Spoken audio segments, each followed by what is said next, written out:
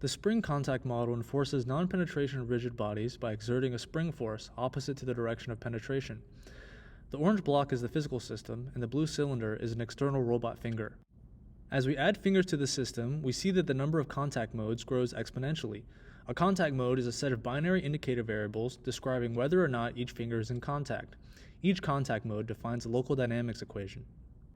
This is the standard Lyapunov controller design optimization.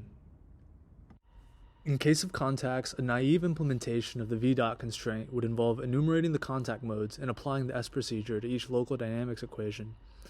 This leads to exponential sums of squares constraints and STP matrix decision variables, which becomes computationally intractable.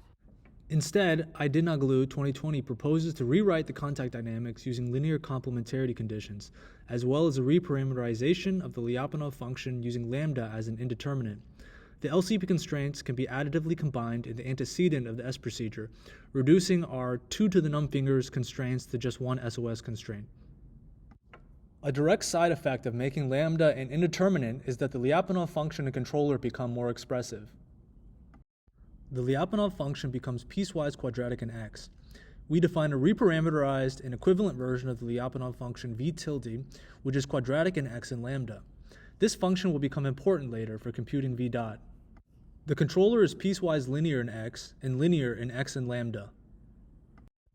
For a differentiable Lyapunov function, we compute the time derivative as the dot product of the gradient of v and the dynamics. Recall that v dot is just the directional derivative in the direction of the dynamics.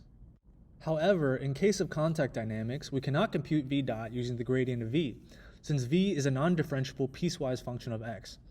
So we need a new computational procedure to compute v dot. While lambda x and vx are not differentiable, they have directional derivatives. Additionally, v tilde is differentiable in x and lambda. The directional derivative of v is equal to the directional derivative of v tilde. The latter is computable since v tilde is differentiable. However, lambda is still a piecewise function, so its directional derivative needs special care to be implemented in the optimization. This directional derivative ends up being specified using slack variables and casework, which will be described in the upcoming slides. Now that we have introduced Lyapunov function for contact dynamics, we can formulate the controller design problem. To ensure lambda and lambda dot correspond to physically feasible forces, we constrain lambda and lambda dot using LCP constraints. We can verify through casework that the constraints in set A correspond to our physical intuition about contact dynamics. In case 1, when the sign distance is positive, the force is 0. When the sign distance is negative, the force is positive, and the equation underlined in blue determines the magnitude of the force. If the object is at the contact boundary, then the force is 0. Lambda dot is computed in a similar way. First, we start with the LCP conditions. If the sign distance is positive, then lambda I is 0, the multiplier mu I is 0, and lambda dot I is also 0.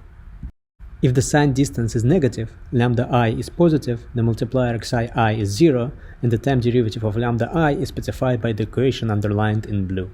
If the object is on the contact boundary, then lambda dot I is either 0 or defined by the equation in blue.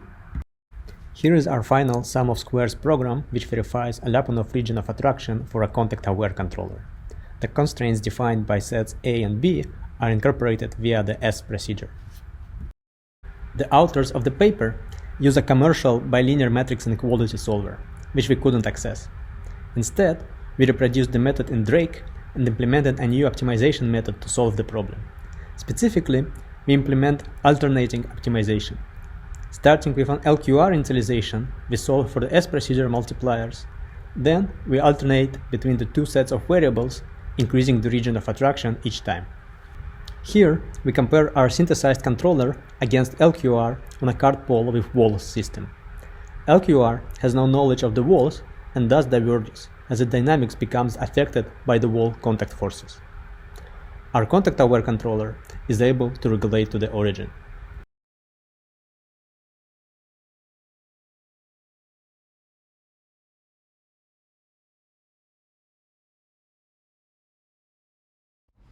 We observed a few practical challenges.